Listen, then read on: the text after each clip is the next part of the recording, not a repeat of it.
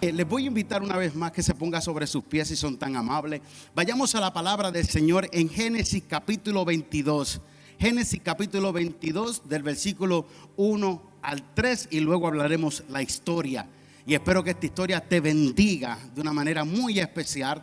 Queremos darle la bienvenida a los amigos, a la visita. Amén. Siéntase como que está en la casa del Padre. Y usted vino a recibir de Dios. Y mientras usted busca la palabra del Señor, mientras usted busca esa palabra, permíteme orar. Padre, en el nombre de Jesús, estoy aquí presente delante de ti y de tu pueblo. Solo te pido que me uses como un canal para traer el consejo del cielo a la tierra. Tú conoces la necesidad de tu pueblo, de tu iglesia y aún la mía. Y tú has hablado a mi corazón y has puesto una palabra en mi espíritu. Permíteme compartir esta palabra en la libertad y en la unción de tu Espíritu Santo. Y que esta palabra, Señor, entre en cada corazón, en cada mente. Y haga lo que fue enviada a hacer, a producir frutos. Y que esta palabra nos transforme. Y si necesitamos ser libertados, libértanos, sánanos, Señor, por el poder de tu palabra. Esto te lo pido en el nombre poderoso de Jesús. Y la iglesia dice, amén. Génesis capítulo 22, versículo 1 al 3. Gloria al Señor. Si usted lo tiene, gríteme un amén fuerte, como que usted desayunó. Aleluya, gracias, la única que desayunó. Ay, ay, ay, ay, ay. Ayúdame, Dios. Amén. Génesis capítulo 22, versículo del 1 al 3. Dice así: con la bendición del Padre, Hijo y Espíritu Santo. Amén. Aconteció después de estas cosas que probó Dios a Abraham. Diga conmigo, que probó Dios a Abraham. Y le dijo a Abraham, y él respondió, heme aquí. Y dijo, toma ahora tu hijo, escuche bien, tu único, Isaac, a quien amas, y vete a tierra de Moriah, y ofrécelo allí en holocausto sobre uno de los montes que yo te diré. Y el versículo 3 dice, y Abraham se levantó muy de mañana y enalbardó su asno y tomó consigo 2 siervos suyos y a Isaac su hijo, y cortó leña para el holocausto y se levantó y fue al lugar que Dios le dijo. Amén, amén. No se siente. Déjeme darte el tema y usted se sienta con el tema. Está bien, el tema es cuando lo que Dios hace no tiene sentido. Lo voy a repetir. Cuando lo que Dios hace no tiene sentido para el hombre, no tiene sentido para la mente humana. Ahora se puede sentar.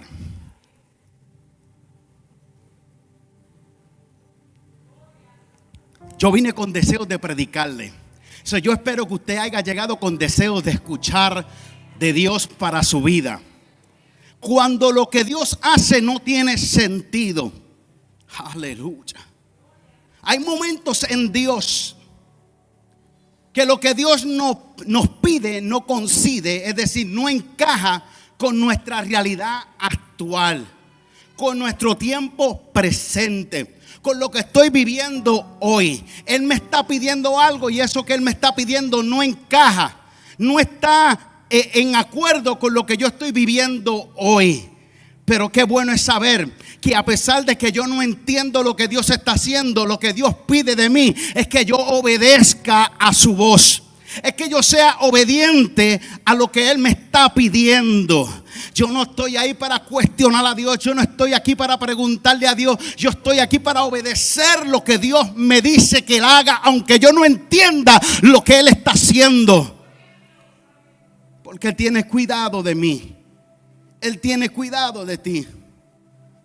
Qué bonito es poder saber esto.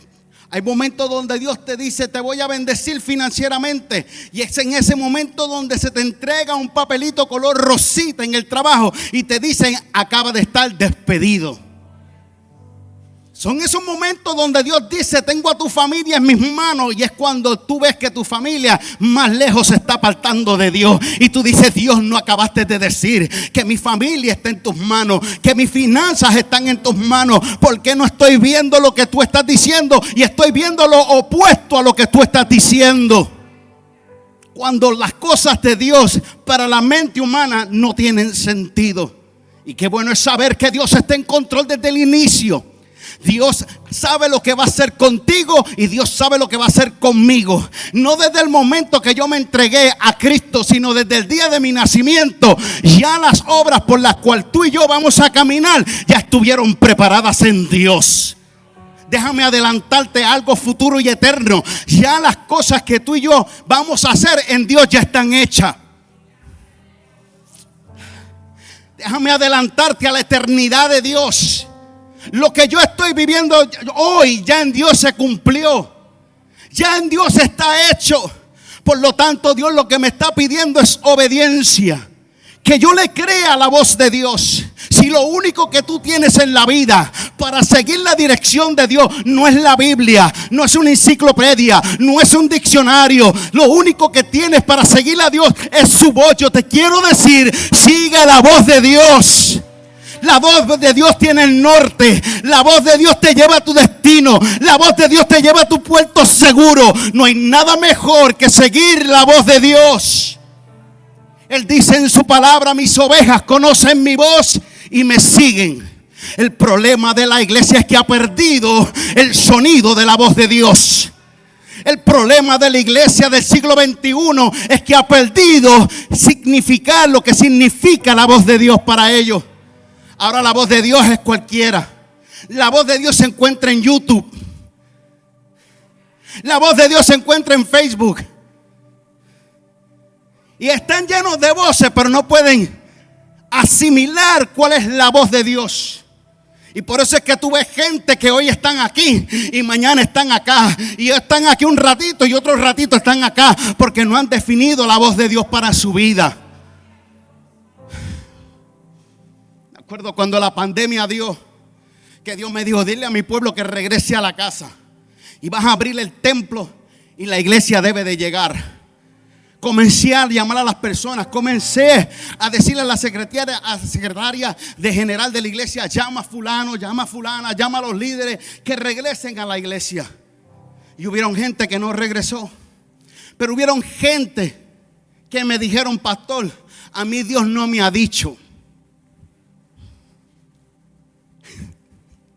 A mí Dios no me ha dicho que regrese. Y yo le digo: entonces, ¿cuál es la voz de Dios para tu vida?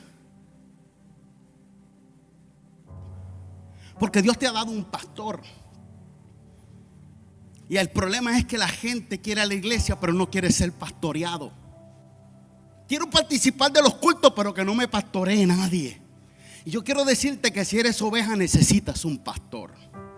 Si eres oveja, necesitas un pastor que te guíe, que te encamine, que te lleve y que te traiga. Qué bonito es ser pastoreado por alguien que tiene el corazón de Dios. Porque Dios dijo: les escogeré pastor conforme a mi corazón. Y cuando tú estás en una congregación y hay un pastor conforme al corazón de Dios, déjate guiar, porque a través de él tú podrás oír la voz de Dios para tu vida. Si tú no tienes idea cuál es la voz de Dios, te está hablando la voz de Dios. No te está hablando el pastor, te está hablando la voz de Dios. El consejo de Dios para ti, amén, es que escuches la voz de Dios en tu vida. Hay gente que quieren estar en las congregaciones, pero no quieren ser pastoreados. Y de eso hay un sinnúmero de ministerios donde salen, entran y van y llegan, pero no tienen pastor. Si tú quieres ser bendecido, déjate pastorear por un pastor. Los otros días, sin embargo, ayer me fui, me escapé. Una semana de vacaciones, haciendo esto, haciendo aquello, haciendo lo otro. Me escapé, vi que estaba saliendo el sol. Me dije: me voy a ir a pescar. Y me fui con unos hermanos y nos fuimos. Pero hablando con él sobre las ovejas son las que paren. Porque muchos pastores tienen ese pensamiento. Las ovejas son las que salen porque ellas son las que paren. El pastor se queda. Y yo le compartí algo que Dios me compartió con un hermano que tenía esa forma de pensar. Y yo le dije, ¿sabes qué? A mí me preocupa donde las ovejas paren. Porque son vulnerables. Cuando están pariendo están vulnerables. Cualquiera puede hacerle daño. Yo necesito estar en ese lugar para cuidar de ella. Y él me dice, ¿sabes qué? Como persona que tiene ovejas y tiene corderitos, de hecho él me dice, yo he tenido que llamar a mi trabajo para no ir, porque tengo que estar presente en el parto. Mientras la oveja pare, él tiene que estar presente, porque si la ovejita que está dentro no puede salir, se le muere. Y él tiene que estar ahí presente para cuidarla y para poder ayudarla. Y aunque ustedes son ovejas, yo también soy oveja. Pero Dios me ha dado una responsabilidad de pastor y yo tengo que pastorearte. Lo que debemos de hacer es dejarnos pastorear. Tan simple como eso. ¿Qué quiere Dios hacer? Mire, déjeme darle un ejemplo. Aquí faltó un sinnúmero de personas. Yo no sé ni por qué, ni tengo razón. Eso es un problema. Eso es un problema. Pero usted está aquí. Y yo le doy gracias que usted está aquí. Y la palabra de Dios para ti es hoy. Te va a bendecir. Te lo digo para que cuando tú faltes no hagas lo mismo. No hagas lo mismo, porque tienes pastor que se preocupa y vela por ti y cuida de ti por medio de la oración. El pastor que está en YouTube no sabe quién tú eres. Es más, no sabe ni que tú lo estás viendo. Pero este que está aquí se desvela, ora, se amanece. A veces se despierta a la medianoche y en vez de orar por uno, ora por alguien que Dios le está presentando. Por eso simplemente te lo estoy diciendo. Tienes a alguien que intercede por ti mientras tú duermes. Déjame darte unos ejemplos de personas que estuvieron en la misma área que estuvo Abraham, cuando lo que Dios hace no tiene sentido. Déjame hablarte primero de Noé. La orden de Dios a Noé de construir un arca en un mundo sin lluvia. Y la Biblia dice que salía un rocío de la tierra, y así era que se regaba la planta, con el rocío que salía. Esto pareciera una idea ilógica. Sin embargo, Noé obedeció, y como resultado él y su familia sobrevivieron el diluvio que destruyó a la humanidad corrupta. Usted tiene que imaginarse a Noé y a su familia en un mundo malvado, en un mundo que estaba comiendo y dejaba de comer, se casaba y dejaba de casarse y volvía y se casaba, un mundo corrupto. Y Dios le dice a Noé, Noé, haz un arca, porque si aproxima un diluvio. Noé tiene que preguntarle a Dios cómo es posible un diluvio si yo ni siquiera he visto lluvia. No he visto lluvia, solamente he visto el rocío. Para Noé no tiene lógica. Pero él fue obediente a la voz de Dios en su tiempo. Y aunque la gente lo miraba y lo criticaba, porque en medio de una sequía allí estaba Noé edificando un arca con su familia. Noé trabajaba y predicaba. Noé trabajaba y predicaba. Lo que la iglesia debe de estar haciendo es preparando el arca para que todos aquellos que necesitan ser salvos de nuestra familia entren al arca. Pero mientras estoy edificando el arca, voy a seguir predicando a Cristo. Predico a Cristo y trabajo en el arca. Predico a Cristo y ¿qué hago? Trabajo en el arca. Porque Cristo viene pronto. Muchos se burlaron y se decían, ¿cómo quizás este viejo loco? Mira lo que está haciendo. Ahora tiene a su familia, ahora tiene a su esposa también envuelta en esto. Pero ¿sabes qué? Llegó el diluvio. Y los animales fueron más obedientes que los seres humanos. Los animales fueron más obedientes que los seres humanos. Pero Dios nos ha llamado a nosotros también a edificar y construir un arca para nuestra familia. Permíteme darte otro. Moisés. Dios llamó a Moisés para librar a los israelitas de la esclavitud en Egipto. A pesar de las aparentes desventajas que tenía el pueblo de Israel, como la esclavitud y no tenían recursos. Allá Dios llama a Moisés y le dice: vuelve a Egipto y libera a mi pueblo de la esclavitud. Y después de un sinnúmero de plagas, pero usted tiene que imaginarse a Moisés. Yo te quiero llevar a la historia. Imagínese a Moisés. Salió de Egipto porque mató a un egipcio y salió huyendo en el desierto por 40 años. Dios lo prepara, Dios se le revela, lo prepara y lo envía otra vez a Egipto para libertar al pueblo Israel. Dios se le revela y le dice: yo soy el que soy. Le da el nombre para que él vaya y identifique al Dios que se le reveló, amén, en la zarza ardiente. Una vez el pueblo de Israel, los israelitas reconocen que sí, Dios se le reveló a Moisés. Están deseosos porque ahora Moisés se va a presentar ante el faraón para decirle: deja a mi pueblo ir a libertad para una tierra prometida, para que adoren al Dios verdadero. Y cuando eso surge, Moisés se presenta ante Faraón y le dice: deja a mi pueblo ir, porque Jehová ha dicho que mi pueblo sale en libertad para irlo a adorar. A pesar de las excusas, Dios le puso a Aarón a su lado para que hablara por Moisés. Pero lo que te quiero decir es que Moisés terminó de hablar con Faraón pensando que Faraón iba a dejar a ir libre al pueblo de Israel. Y Moisés llega al pueblo de Israel, y cuando están todos los hebreos reunidos, me imagino a Moisés diciéndole: esta noche prepara, recoge rápido, dale, no, deja eso no viene, tráete esto que es más fácil para cargar. Y empieza a decirle a la gente: vámonos, nos vamos hoy. Y de momento se escucha que Faraón no dejó ir al pueblo.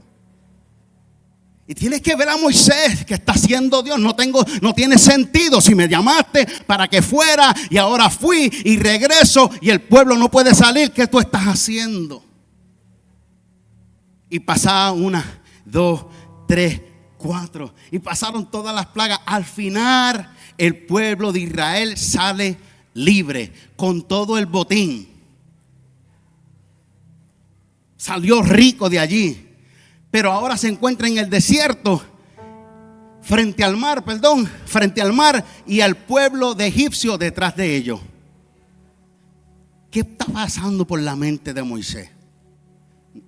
Porque por el pueblo pasó. El pueblo dijo: nos traíste aquí para morirnos. Mejor era quedarnos y comer cebollas y ajitos allí y moríamos como esclavos, que venir a morir aquí en el desierto. El pueblo ya sabía y hablaba porque no entendía lo que Dios estaba haciendo. Pero Moisés lo que sabía hacer era orar. Y habló con Dios. Y Dios le dijo: dile a mi pueblo que marche. Porque Dios no está inventando con la iglesia. Dios no está inventando contigo. Cuando tú te sientas en esa crucijada, cuando te sientas en que entre la espada y la pared, créeme que un camino nuevo se abre. Porque Dios no está inventando con la iglesia. Dios abrirá camino donde no hay camino. Si te lo estoy diciendo, en el desierto Dios hará que caiga agua. Dios hará que brote agua de la roca. Porque Dios no está inventando con la iglesia. Déjame darte una mujer, por si acaso ahí me van a hacer el almuerzo, pues me sigan cocinando, porque tengo que hablar de las mujeres. María fue visitada por el ángel Gabriel y recibió el anuncio de que daría luz al Hijo de Dios a través de Espíritu Santo. Una noticia que no solo, escuche bien, era increíble, sino que también ponía en riesgo la vida y la reputación de María. A pesar de la confusión y el peligro, María aceptó el llamado divino con fe. Y en Lucas capítulo 1 versículo 38, estas fueron las palabras de María. Entonces María dijo: he aquí la sierva del Señor, hágase conmigo conforme a tu palabra. No entiendo lo que estás haciendo. No he conocido hombre. No he tenido relación con un hombre. Pero tú me estás diciendo que ahora yo voy a estar embarazada por obra del Espíritu Santo. ¿Sabe lo que esto significa? Seré expulsada de la casa de mi padre. Seré aprediada. Me van a tirar piedras. Me van a matar. Y sobre todo la reputación. Por encima de eso, Ella dijo: Señor, que se haga tu voluntad y no la mía. Que se haga conforme a tu palabra y no mis dichos. Alguien se atreve a decirle a Dios: no te estoy entendiendo lo que me estás pidiendo, pero te voy a creer. Hágase tu voluntad en mi vida y no se haga la mía. Yo no sé si tú te has encontrado en esas crucijadas, pero este que está aquí muchas de las veces se ha encontrado ahí.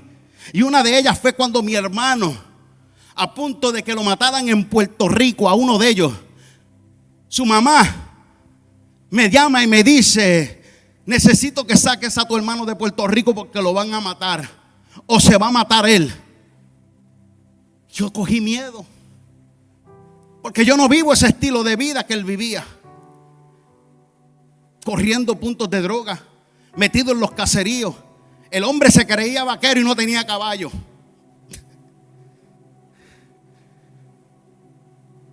Bebía por 12 potes de pastillas por 11 años. 12 potes de pastillas por 11 años. Y una de esas pastillas era para bloquear su pensamiento, para que no pensara. Intentó 3 veces quitarse la vida, y no diciendo me voy a quitar la vida, cortándose, y lo encontraron desmayado, muriéndose. Lo metían en esos sitios donde los encierran para cuidar que no se mate, y cuando llegaba alguien le decía: no te bebas esas pastillas que te vuelven loco, dámelas a mí. Yo le dije: yo no sé, déjame orar. Y oré a Dios, y Dios, que es Dios, le dice: déjalo que venga, porque propósitos tengo con él. Si usted cree que este aquí dijo sí, ok, no, yo temblé. Y lo único que le pedí a Dios es: no me permitas amarrarlo como un animal, porque no es un animal, es un ser humano. Pero en la forma que pensaba, en la forma que hablaba, en la forma que se movía, parecía que estaba fuera de su cabal, que no tenía razón. Me acuerdo estar en casa y le decía: dame un alicate, vete al garaje y búscame un alicate. Y pasaba media hora y el alicate ni él llegaban. Cuando entraba al garaje para ver a mi hermano, allí estaba en una esquina llorando. No sabe por qué estaba llorando. No tenía razón, no tenía explicación por qué estaba llorando. Simplemente estaba llorando. Y teníamos que tomarlo de la mano y sentarlo y orar con él y tratar de calmar su forma en que él estaba, de una manera, y él darle la pastilla y él tranquilizarse. Mi esposa se lo lleva para el supermercado. Mi esposa entra al supermercado y cuando sale él está llorando. No sabe por qué está llorando, no puede decirle por qué está llorando. Y allá vuelve y se repite lo mismo. Pero me acuerdo que antes que él viniera le dije a la mamá de él, le dije: ¿sabes qué? Porque es hermano por parte de mi padre. Le dije: ¿sabes qué? Deja que él venga, pero que venga cuando yo estoy de vacaciones para trabajar con él. Y ahí me metí en ayuno y oración. Lo que te quiero decir es que yo no sabía lo que Dios estaba haciendo. No tiene sentido lo que Dios estaba haciendo, porque Dios me sacó a mí de las tinieblas y ahora está permitiendo que un hombre con tantos problemas, esto lo editan después, pero su mejor amigo se pegó un tiro en su cabeza en el carro. Y eso lo metió más a la depresión, a la ansiedad, y no podía salir de ahí. Por encima de eso lo estaban buscando para matarle en Puerto Rico. Pero él viene y llega, y con todo ese revolú lo recibimos en nuestra casa. Me acuerdo haberlo llevado a un culto. Y cuando estamos en el culto, yendo del camino para el culto, me dice: ¿me puedes comprar cigarrillo? ¿Me puedes comprar cigarrillo? Yo le dije: ¿sabes qué? Quizá cuando salgamos de la iglesia, si todavía tienes deseo de cigarrillo, pues te los compras. Ay, pastor, por favor. Si tienes deseo, después que salgamos del culto, te los compras, porque tú tienes chavo. Yo no te los voy a comprar. Allá las madres alcahuetas, las tías alcahuetas, las escuelas alcahuetas que le dan los chavos para los cigarrillos. No. Si tú tienes chavo, ese es tu vicio. Pero en casa no fuma. En mi carro no fuma. Pero le dije: si tienes deseo, lo llevo al culto. Lo veo que se mete en una esquina, así como está nuestro hermano. Y está luchando y oigo la voz del Espíritu que me dice: vete sobre él, porque está peleando para romper el vicio. Y yo me acosté sobre él y comencé a orar con él. Y a la hora de la ofrenda, lo que él tenía para el cigarrillo lo dio en la ofrenda. Lo único que tenía, porque después de ahí no va a tener más chavo, porque yo no le voy a dar, porque si yo le doy chavo, yo sé para qué él lo va a usar. Solo no iba a tener más dinero. Y lo único que tenía, lo entregó. Y le creyó a Dios: no voy a fumar más nada, no voy a beber más nada. Me acuerdo que después que se acaba el culto, estamos todos de pie. Y el copastor le está orando por él. Y el Espíritu me dice: ponle la mano y ora por él. Porque el copastor estaba orando por él, pero quien estaba en ayuno y en oración por la vida de mi hermano era yo. Quien estaba frente haciendo la guerra ahí era yo, día y noche, vigilando día y noche. Dios rompe las cadenas, rompe las ligaduras, rómpelo, Señor, hazlo nuevo, tú lo puedes hacer. Yo no entiendo tus propósitos, yo no entiendo lo que tú estás haciendo, pero yo he conocido un Dios que restaura, yo he conocido un Dios que liberta, yo conozco un Dios que transforma. Se llama Dios de los ejércitos. Yo clamo a ti porque te creo a ti. Y me acuerdo que le pongo la mano, y de esas cosas que Dios hace que uno no espera, se cayó. Y el Espíritu me dice: levántalo otra vez. Lo levantamos. Y cuando le pongo la mano otra vez, comenzó a danzar en el Espíritu Santo. Y Dios me dice: vuelvo y tócalo. Cuando lo toco, comienza a hablar en lengua. Y ahora comienza el mover del Espíritu Santo. Pero algo surgió, porque lo que estaba en él salió. Y me acuerdo que Dios me dio la experiencia que yo no entendía al principio. Porque mi hermano está lleno del Espíritu, está hablando en lengua, pero yo estoy sintiéndome como la persona más asquerosa del planeta Tierra. Me estaba sintiendo como el alguien que estaba defraudando a toda la gente y que no servía para nada y que no valía nada. Me sentía menospreciado y yo le decía: Señor, ¿qué me está pasando? ¿Por qué me siento así de esta manera? Y el Señor me dice: porque sí, se estaba sintiendo él, pero la Biblia enseña que por causa de la unción se pudre el yugo. Dios lo que estaba haciendo era pudriendo el yugo que había en él, las ataduras que habían en él. Yo no sabía lo que Dios estaba haciendo, pero yo fui obediente a la voz de Dios. Y cuando tú eres obediente a la voz de Dios, tú ves resultados diferentes. Y mi hermano, que no podía salir y viajar para ningún lado solo, sabía montarse en el avión. El que vino solo se fue casado, se casó con una cristiana. Tuvieron un hijo, se metió en instituto, predicó el evangelio. Te estoy hablando, iglesia, que a veces no entendemos los planes de Dios, pero en Dios ya están hechos. Yo estoy viviendo el proceso, pero ya en Dios están hechos. Ya mi hermano había sido libertado, pero yo estaba viendo la libertad. Y eso sucede. Y qué bueno es saber que cuando Dios te pide algo, aunque no te da todos los detalles, tú digas: Señor, hágase conforme a tu palabra y no la mía. Y vas a ver los resultados. Pero hubo un joven que se llamó José, el soñador. Este joven fue traicionado por sus hermanos. Fue esclavo en Egipto. Falsamente acusado y encarcelado. Pero mientras estaba encarcelado, también fue olvidado dentro de la prisión. Déjame meterte dentro de la historia, porque qué lindo es leerlo por encima. Pero ahora José tiene un sueño. El más jovencito de la familia. En ese momento tiene un sueño. Él le explica el sueño a su papá. Y el papá le dice: ¿tú crees que tus hermanos, yo y tu mamá nos vamos a inclinar ante ti? Pero después que le contó el sueño y se fue, dice que su papá pensaba, meditaba en lo que el hijo había dicho. Pero los hermanos comenzaron a tomar envidia. Y lo metieron dentro de una cisterna. Cuando lo vieron, era allí en el soñador. Y lo metieron dentro de una cisterna.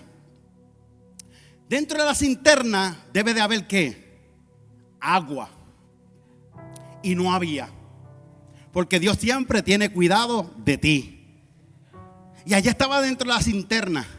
Y mientras algunos planificaban alrededor de allí, vamos a matarlo, vamos a herirlo, vamos a hacer esto, hay un hermano que se levanta a favor de él y lo defiende. Pero que viene un grupo amalecita, que son casi primos de esta descendencia, vienen y compran a José como esclavo y se lo llevan para Egipto. Allá él está sirviendo en la casa de Potifar. Él está haciendo todo lo que Potifar le dijo que podría hacer. Pero de momento, como José era un hombre guapo, joven guapo, la mujer de Potifar lo miró y como que le gustó el muchachito. Y día tras día lo seducía. Y el muchachito miraba el sueño y la miraba a ella. Miraba el sueño y la miraba a ella. Y de momento esa mujer trató de seducirlo y agarrarlo. Y dice la palabra que salió dejando su capa, su manto, y salió corriendo. Porque entendió que había un sueño, pero que ella no estaba dentro del sueño de Dios. Se levantó una acusación falsa. Y por esa razón lo metieron en la cárcel. Pero en la cárcel dice la Biblia que todo lo que José hacía en la cárcel se hacía, porque a él se le dio todo el derecho, y lo que José decía era lo que se hacía. Imagínense a José en la cárcel. Hoy nos vamos a tocar el primer corito, después del segundo corito vamos a coger la ofrenda. Así que traigan el jabón, alaba, los que estuvieron en la cárcel, allí no hay dinero, allí hay jabón. Traigan el jabón, la tuna. Pero hoy vamos a cantarle al Señor. José a cargo de todo. Pero tienes que entender, un jovencito arrancado de sus padres, joven, 17 años, arrancado del lado de sus padres a un lugar desconocido con gente que no conoce. Pero en la Biblia tú no escuchas a José diciendo: me has dejado solo. ¿Qué ha pasado con tus propósitos? Él siguió haciendo la voluntad que Dios le dio que hiciera, obedecer su voz. Y para terminar la historia de José, y no te vayas llorando, José llegó a ser el segundo en mando en el gobierno. Después del faraón estaba José, y todo lo que José decía era lo que se hacía. Y qué bueno que la historia termina diciendo: Dios me hizo olvidar. Esas son palabras poderosas. Dios me hizo olvidar. ¿Olvidar qué? Olvidar que me traicionaste, olvidar que me calumniaste, olvidar que me hiciste daño. Me hizo olvidar para poderte perdonar. Por eso es que es bien importante, porque hay gente que dice: yo perdono pero no olvido. Yo perdono pero no olvido. ¿Sabes qué? Que Dios olvidó el pecado que tú hiciste. Y si nosotros, Dios haría como nosotros hacemos, entonces a cada rato Dios nos está sacando en cara. Es más, de hecho, lo que hiciste esta mañana. No te vayas muy lejos. Lo que hiciste esta mañana. Lo que salió por tu boca, lo que pensaste. Y Dios no te lo dio en cara. Dios te perdonó y olvidó porque nosotros confesamos. Ese era José. Mire, Dios le prometió, voy a avanzar. Ay, Dios mío. Dios le prometió a Abraham una tierra cuando no tenía nada. Cuando las cosas que Dios hace no tienen sentido. Dios le prometió a Abraham una nación cuando no tenía prole, es decir, no tenía descendencia. Génesis capítulo 15, versículo 5. Y serás padre de muchedumbre de gentes, lo que Dios le está diciendo a Abraham en Génesis capítulo 17 del 4 al 5. Pero también le está diciendo a Sarai: no le llamarás Sarai, mas su nombre será ¿qué? Sara. ¿Por qué? Dios la va a bendecir y vendrá a ser madre de naciones y reyes de pueblo. Si alguien le da una asignación y dice: ¿quién es la primera mujer que Dios le cambia el nombre? Ahí está. En la Biblia, ella es la primera mujer que Dios le cambia el nombre. De Sarai a Sara, porque iba a ser una mujer bendecida. Acuérdese que Sara estaba avanzada en edad y no podía dar a luz. Dios le prometió hijo en una edad muy avanzada. Y su esposa había cesado ya la costumbre de hablar. No, perdón. Había cesado ya la costumbre de las mujeres. Yo tuve que estudiar eso para ver si era el de hablar, pero no, era otras cosas. Ya ella no tenía la edad o la capacidad de poder producir o dar a luz. Más de hecho, no podía porque era estéril. Dios le había hecho estéril. Pero Dios, como es Dios todopoderoso, le quitó la esterilidad y le puso ahí, no sé cómo se llama eso, yo no soy doctor, pero le puso un vientre que fuera fructífero, que pudiera dar a luz, pero en una edad avanzada, 90 años. Imagínate tu abuelita por ahí. Ay, abuela, esconde la panza, abuela, esconde la panza. Ay. Ahora yo quiero llevarte dentro de la historia. Dios le está diciendo a Noé: tú vas a ser padre de muchedumbre. Tu nombre no será llamado Abraham, será llamado Abraham, padre de muchedumbre. Y Dios, hablando con Abraham, le dice: necesito que salgas afuera. Porque muchas veces, escuche esto, escríbalo, muchas veces cuando Dios te quiere revelar algo, te tiene que sacar afuera. Y Dios sacó a Abraham afuera y le dijo: cuenta las estrellas, si puede. Así de numerosa será tu descendencia. Abraham luego más después le habla a Dios y le dice: mira, tú me estás hablando de herencia de naciones, pero en mi casa no hay prole, no hay descendencia, no hay hijo. Lo único que hay es un esclavo que nació en mi casa y ese será mi heredero. Y Dios le dice: ese no heredará, sino el hijo de la promesa. Y ahí Abraham se mira y dice: tengo 99 años cuando Dios me dio la palabra. Miró a su esposa. Abraham se rió primero. Después, cuando Sara escuchó lo que el ángel le estaba diciendo a Abraham, ella se rió detrás de la puerta. Cualquiera se ríe, por favor. 99 años y 89 años. Cualquiera se ríe. ¿Y qué le dio de comer a esta gente?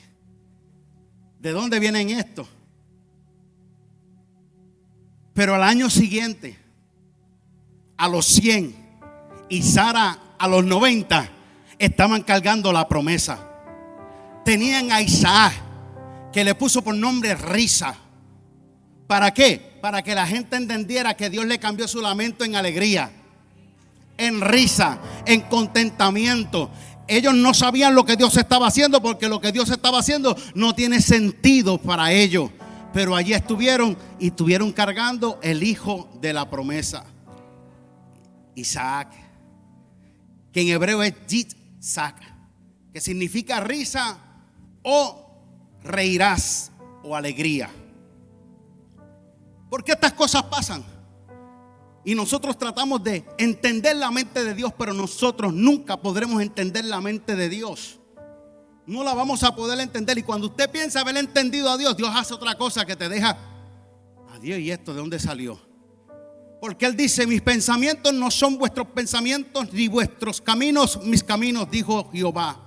Como son más altos los cielos que la tierra, así son mis caminos más altos que vuestros caminos, y mis pensamientos más que vuestros pensamientos. Isaías 55, versículos 8 y 9. Pero déjame darte otras notas. Deuteronomios capítulo 29. Las cosas secretas pertenecen a Jehová, nuestro Dios, mas las reveladas son para nosotros y para nuestros hijos para siempre, para que cumplan toda palabra de esta ley. Lo que está en secreto y Dios no lo quiere revelar, le pertenece a Dios. Lo que Dios nos ha revelado es para que nosotros cumplamos con el propósito. Romanos capítulo 11, versículo 33. Oh profundidad, el apóstol Pablo hablando de las riquezas de la sabiduría y de la ciencia de Dios. Cuán insondables son sus juicios e inescrutables son sus caminos. ¿Quién puede entender a Dios? Hay muchos teólogos y muchos estudiadores tratando de estudiar a Dios y no pueden. Porque Dios no está dentro. Dios siempre está afuera. Dios creó y puso al hombre que gobierne. Y que lo que el hombre quiera que se haga, Dios lo respalda. Siempre y cuando sea la voluntad de Dios. Es como decir, tú tienes una computadora. El creador de la computadora hizo la computadora, puso todos los elementos ahí, pero Él no está dentro de ahí. Él excede mucho más. En Dios, aunque Dios está entre nosotros, Él está sentado en su trono. Él está gobernando. Entender a Dios es imposible. Por eso es que si usted tiene conversaciones con gente que te preguntan, ¿de dónde vino Dios? No, ¿de dónde vinimos nosotros? Porque Dios siempre estuvo. Dios es. That's it. Déjame hablarte la historia, porque si no te hablo la historia, me cuelgo en instituto. Dice el versículo 1 del capítulo 22. Probó Dios a Abraham. Esto no fue tanto una prueba para producir fe. Y yo necesito que tú escuches esto. Dios probó a Abraham, pero esta prueba que Abraham estaba pasando no era para producir fe en Abraham, sino una prueba que revelaba la fe que ya había en Abraham. Cuando tú estás pasando por procesos difíciles, no es Dios tratando de producir fe en ti, es Dios sacando la fe que ya está dentro de ti. Por eso es que la Biblia dice que Él puso una medida de fe en cada uno de nosotros. Y las pruebas lo que hacen es intensificar, amén, la fe que ya está dentro de nosotros. Y creerle a Dios por más. Eso es lo que le sucedió a Abraham. Pero si usted quiere saber la medida de fe que Dios le repartió a todo el mundo, Romanos capítulo 12, versículo 3. Versículo 2 dice: toma ahora ¿qué? Tu hijo. Pero mire esto: tu único. ¿Te estará contradiciendo el Señor? No. Pero es que Abraham tiene dos: Ismael e Isaac. Y Dios le está diciendo en el versículo 2, mire su Biblia, porque no es la mía nada más, en su Biblia lo dice también: toma ahora tu hijo, tu único. ¿Y quién es ese único? Isaac. Dios llama a Isaac su único hijo cuando Abraham de hecho tenía otro. Su nombre del otro era Ismael. Pero Ismael fue el fruto, diga conmigo, de la carne. Y fue expulsado o alejado de la familia. Por lo tanto, Dios considera a Isaac como su único hijo. Porque todo lo que produce la carne, Dios no lo va a tomar en cuenta. Lo que produce el fruto y la vida del fruto del Espíritu, de eso Dios lo recibe. Y no recibió a Ismael, pero como quiera lo hizo grande. ¿Ok? No voy a entrar mucho en eso porque no es mi temática en el día de hoy. Pero dice, ofrécelo allí como holocausto. Mucha gente dice sacrificio, pero dice, ofrécelo allí en holocausto. Dios le dice a Abraham que lo ofrezca en holocausto. Esto no era un sacrificio vivo, sino un sacrificio que se mataba y después se quemaba completamente ante Jehová.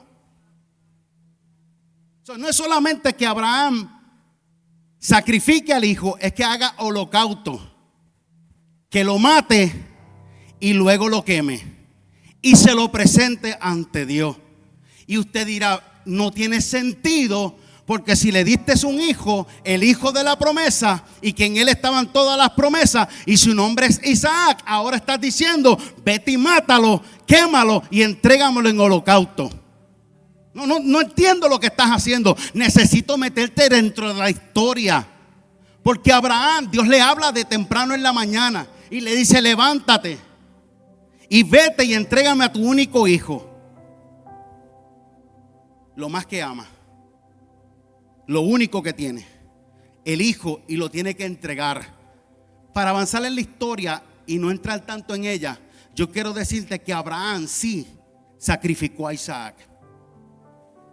Aquí. Desde el momento que Abraham embaldó a los asnos y se llevó los 2 siervos con él, ya Isaac estaba puesto sobre la leña, ya estaba muerto. Pero Abraham tenía fe que Dios podía resucitarlo. Pero cuando está a punto de ponerle el cuchillo para descollarlo, para que la sangre cayera sobre el altar que estaba edificado y la leña se consumiera todo el holocausto, usted conoce la historia.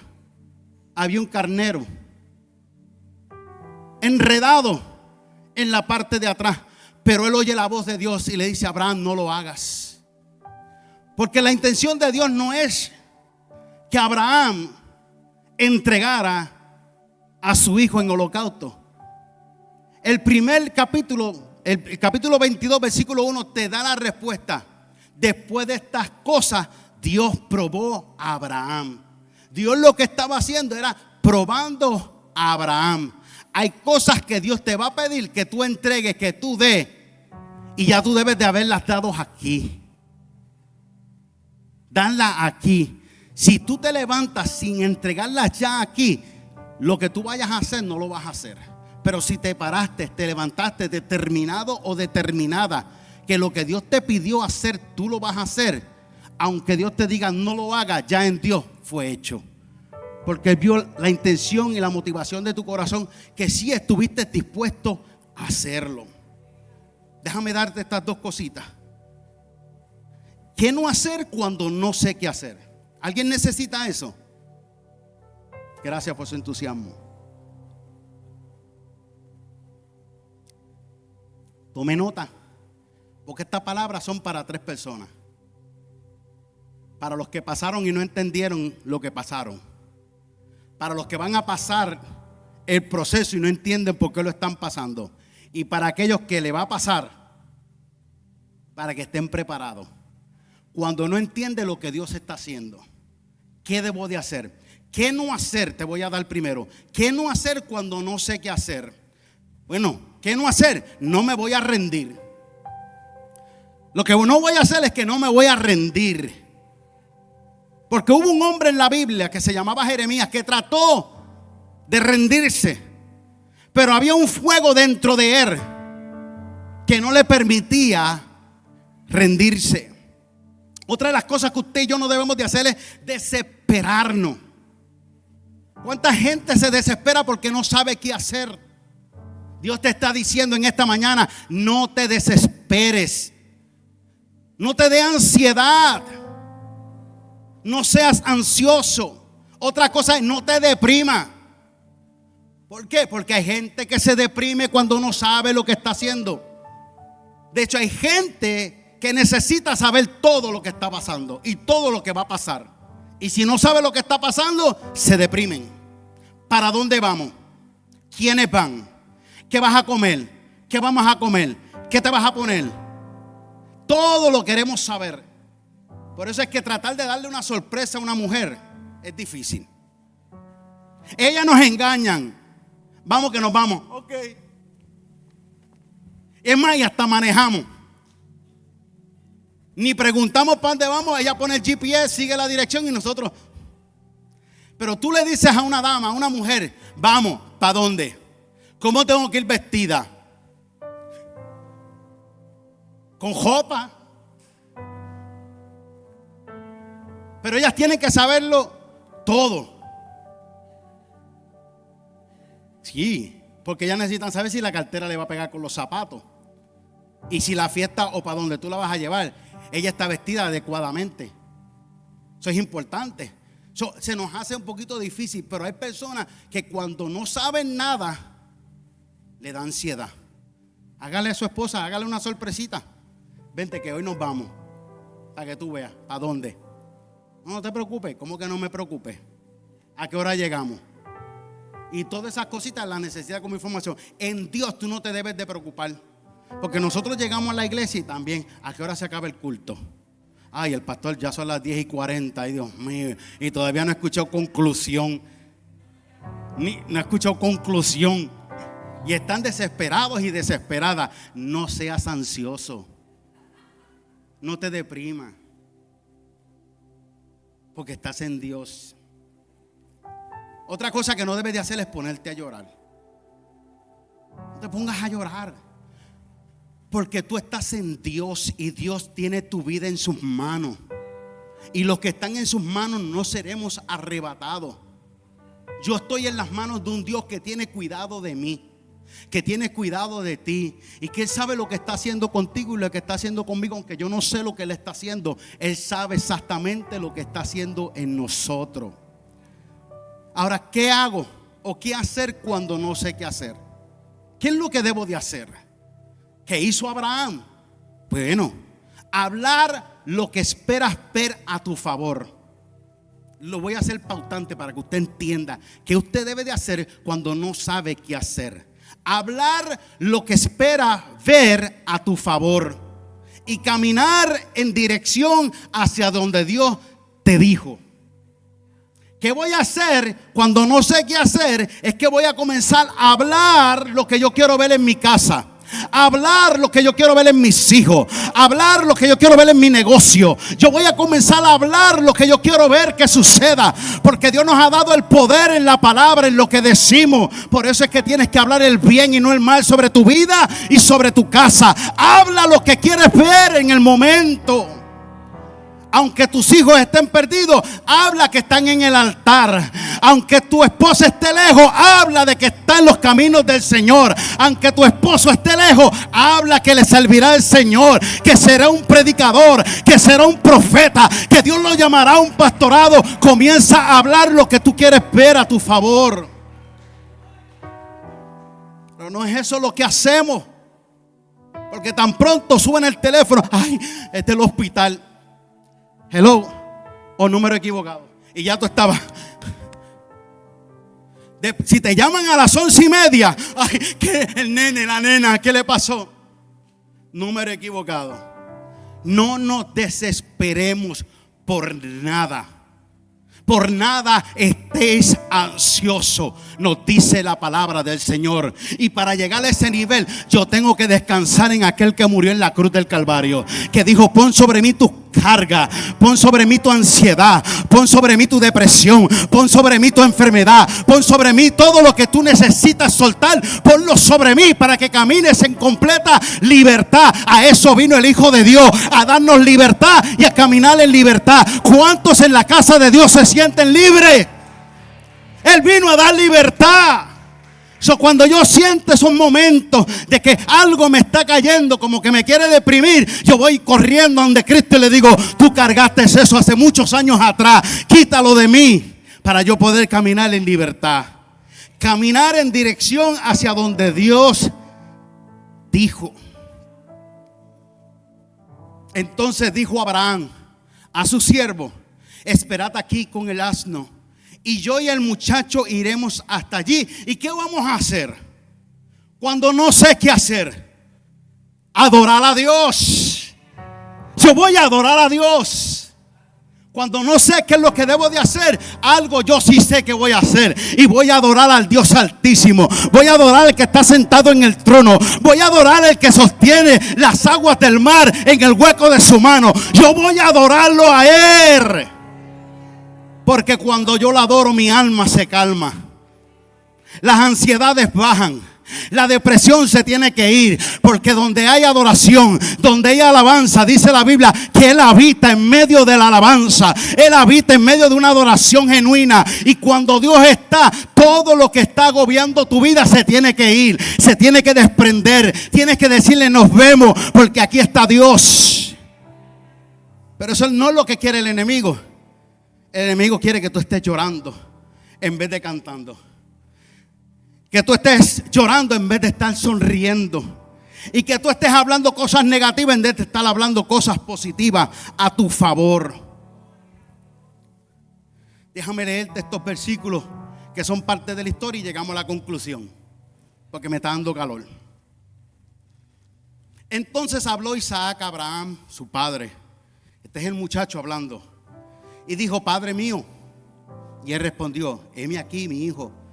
Y él dijo: he aquí el fuego y la leña, mas ¿dónde está el cordero para el holocausto? Y respondió Abraham: Dios se proveerá de cordero para el holocausto, hijo mío. Otra cosa que usted debe de hacer cuando no sabe qué hacer es que Dios siempre va a proveer. ¿Cómo vamos a pagar la renta? No sé, pero Dios va a proveer. ¿Cómo vamos a salir de esta deuda? Yo no sé, pero Dios va a proveer. Que tú siempre tengas en la mente que Dios siempre proveerá.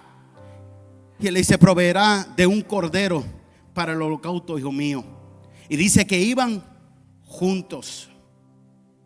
Y cuando llegaron al lugar que Dios les había dicho, edificó allí Abraham un altar y compuso la leña, y ató a Isaac su hijo y lo puso en el altar sobre la leña. Qué linda historia, pero métete en ella. Métete en ella. Los estudiadores dicen que él tenía aproximadamente entre 25 años a 37 años. Otros dicen 17 a 25. Pero lo más cerca, de 25 a 37 años, Isaac podía soltarse de las manos de su padre. Es más, Isaac podía amarrar a Abraham y quemar a Abraham. Pero Isaac vio muchas veces a su padre presentar holocaustos a Dios. Isaac vio cuando Abraham le presentaba altar y sacrificaba sobre el altar el holocausto, y veía la manifestación de Dios. Y él decía: yo no voy a permitir que nada lo que Dios quiera hacer en mi vida y en la vida de mi padre, yo sea el impedimento. Y se dejó amarrar. Se dejó amarrar. Dice que lo ató y lo puso en el altar sobre la leña. Y extendiendo su mano, y tomó el cuchillo para descollar a su hijo. Entonces el ángel de Jehová le dio voces desde el cielo y dijo: Abraham, Abraham. Y él respondió: heme aquí. Y dijo: no extiendas tu mano sobre el muchacho, ni le hagas nada, porque ya conozco que temes a Dios. Ya conozco que temes a Dios. No lo hagas, porque ya Dios conoce que tú le temes. Por cuanto no me rehusaste tu único hijo. Cuando nosotros no nos rehusamos nada a Dios: estoy cansado, pero no te voy a rehusar. Estoy enfermo, pero no te voy a rehusar. No sé cómo llegar, pero yo no te voy a rehusar. Yo me voy a entregar todo a ti. Mire, si usted entiende que su casa no es de usted, es de Dios. El carro no es de usted, es de Dios. Nosotros somos administradores. That's it. Pero si Dios te lo pide, ¿estarás tú dispuesto a entregarlo? Tus hijos no son tuyos, son de Dios. Si te lo pide, se lo entrega. Eso tiene que estar aquí. Dice: y llamó a Abraham el nombre de aquel lugar: Jehová proveerá. Por tanto se dice hoy: en el monte de Jehová será provisto. Conclusión: la historia de Abraham y el sacrificio de Isaac muestra cómo incluso cuando la voluntad de Dios parece confundida o confundatoria o incomprensible o imposible de entender, la fe y la obediencia debe siempre prevalecer. Dios pidió a Abraham que sacrificara a su hijo en holocausto, el cumplimiento de una larga promesa que ya él había escuchado, y ahora tenía que entregarlo. Pero más valió que la obediencia que el sacrificio. Por eso es que a Dios le place más la obediencia que el sacrificio. No es lo mucho que tú haces, es lo mucho que tú y yo obedecemos al Señor. Lo que le agrada a Dios. Póngase sobre sus pies, amada iglesia.